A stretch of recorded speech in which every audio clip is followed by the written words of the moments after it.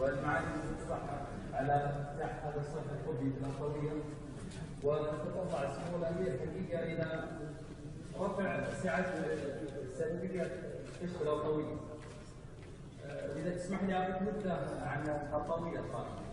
الأخوية لا يخفى على سمو تقع على خريطة دول وتخدم أكثر من 21 قرية وهجرة ومراكز، تقدم خدمات في المستشفى.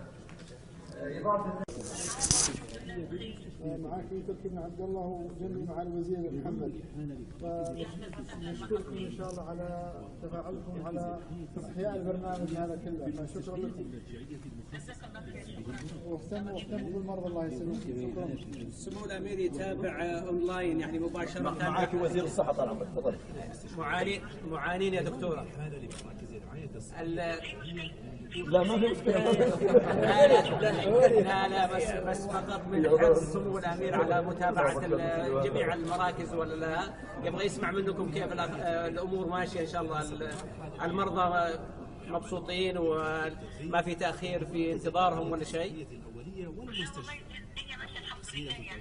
فعالة بين مراكز الرعاية الصحية الأولية والمستشفيات المرجعية أيضا يعني موجودة نظام. شكرا. أعانكم الله. شكرا. بالمستشفيات. الله يسلمك. تكلم المريض طال عمرك.